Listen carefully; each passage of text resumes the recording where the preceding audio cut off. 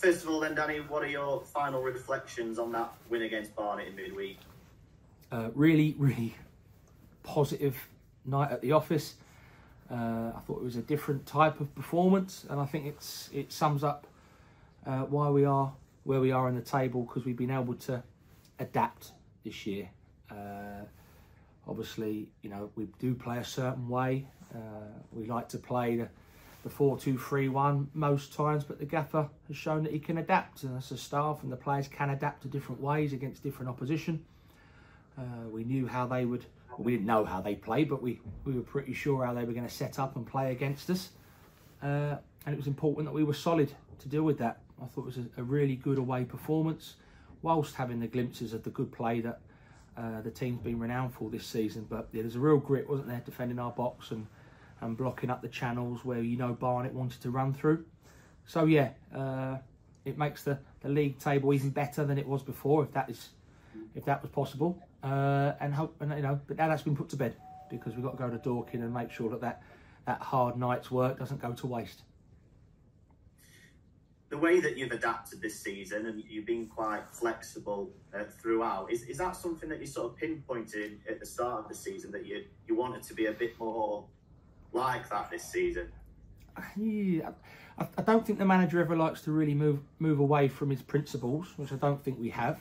Obviously, we've only had a few defeats, and you know, that obviously was unfortunate, especially the other week at Bromley. And when you go to places like Bromley, who are quite a strong direct team on a fake pitch, you have to adapt a little bit differently. Sadly, that day we didn't get the result. Barnet obviously was a grass pitch, but similar sort of styles, I suppose.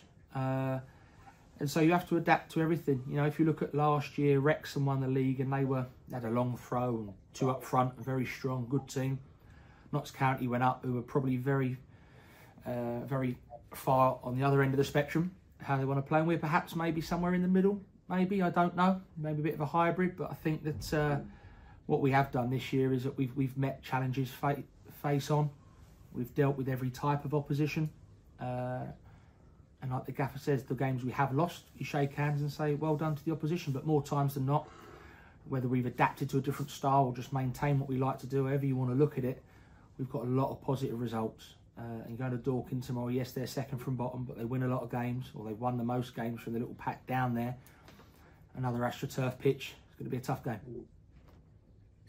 And in midweek, it was, you know, we've spoken about the three before: Michael Jacobs, Tom Naylor, Will Grigg, who came in the summer, and they all had an impact again in midweek. Just how pivotal have they been, sort of behind the scenes, with their experience? Yeah, it's hard because you end up pinpointing a lot of people. I highlight a few people most weeks. And I think, you know, even though I've highlighted certain individuals, like I just said, I think it's unfair for me to keep doing that, because I do think, like the other night, the younger lads deserve credit, the senior lads deserve credit, the boys that weren't even in the squad deserve credit. And a lot of people say that, but it really is the case with us. You know, some lads didn't even travel down there, and those same lads potentially could be in the starting lineup tomorrow. So, yeah, you're right. It does help that the certain players we've got lead by example. There's nothing worse, and I've been there. Anyone in football's been there in dressing rooms, whether playing or coaching, where you think there's one or two, think, ooh, they might just bring the mood down a little bit. And we haven't had that this year. Not last year either, to be honest with you, but this year especially. Everyone's been rooting for each other. You know, I'll just highlight, for example, Ryan Boot. The first thing he did was run on the pitch after the Barnet game and give Harry a big hug, and that's fantastic, and that's what you want to see, and that's from somebody who's not even on the bench. And you know, so that really sums up the mood in the camp, without using too much of a cliche. But yeah, you know, those players do deserve a pat on the back, like you say, because you know, they don't just talk the talk, but they walk the walk. And it was Harry's 10th clean sheet of the season as well. Putting you on the spot a little bit here, but is there any sort of talks that have happened so far about him maybe coming back for next season? No, not yet at all. We obviously know that Everton think very highly of him, which is great for him. So I think at the end of the season we'll assess all those things. You know, we want to win the league. We want to win it as soon as we can, but we know that life doesn't go that smoothly. So I'm sure there's a lot of people out there that think we're just going to turn up the Dorking, win and have a nice journey home, and it's another 3 points closer to win the league. It doesn't always work like that. The same with players. We want to keep a lot of players. You know, Harry Tyre has been fantastic for us. I'm sure about speaking for him, the gaffer would seriously consider having Harry again next year. But those sort of conversations will have to wait. In the meantime, Harry and Booty will have to keep fighting it out. Yes, Harry's had more game time than Ryan, but you know, things can change very quickly. So Harry knows if he has a few odd poor games, Ryan's breathing down his neck. And Will Grigg on the score sheet again, as he has been all season, but he's particularly been in great form in the last few months or so. Is everyone doing their best behind the scenes to try and get him that Golden Boot award? I didn't even realise it. To someone said he's only at 3 or 4, isn't he, behind Macca at Eastleigh? So yeah, you know, we would like that. We would like Will to keep scoring. I think he's shown his class this year on and off the pitch. Like you spoke about earlier, those players, you know, don't want to highlight him again, but you have to. And like I keep saying, for me, he's more than a goal scorer. He's a target man without being labelled one. And he just works his absolute socks off every game. So for him to be the top scorer in the league, he would want that, because he's a centre forward, and believe me, as much as he's unselfish, he's also very selfish, as all strikers are, and that's why he's had the career he has. So we're all rooting for him there. But if he doesn't score from now to the end of the season and we win the league, we'll take that as well. Yeah, absolutely. So Dorking tomorrow then, another plastic pitch. Does that mean you're going to have another session on a similar surface, or do you feel like you've had enough practice of that? Yeah, we had enough of that at Bromley. I think we didn't want to see one again after that. But no, it's going to be very short. As I said, as I keep mentioning in my press about the gaffer, he's very experienced. He knows when to push the lads a bit more, when to take the foot off the gas with them a little bit in terms of their exertions on the training ground. Today will be one of those days. They've had a tough week, a lot of travelling. It'll be very short and sharp at our normal training ground. And then, as I say, we're lucky enough to be going overnight down to Dorking, which is a credit to the club to let us prepare that way. It's an early start, so the preparations change a little bit. The pre-match food gets earlier. Should be a few earlier nights tonight. Well, I hope it will. And then, the TV cameras are there, which, we're used to it.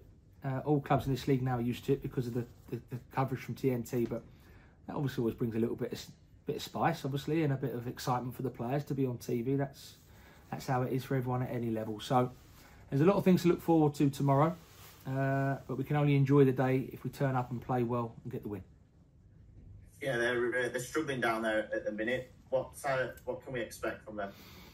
I think you expect the unexpected with Dorking, and I mentioned it to you after the game the other night with Mark White, cracking bloke, obviously a very good football manager, and I often look at the win column more than the points column. That makes sense, because if you look down there, I think York have won 8 and Dorking have won 11, and I look at a team that usually wins the most stays up.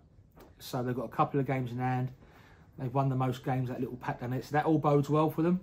I hope they stay up, but I do hope their climb away from the bottom 4 starts after our game.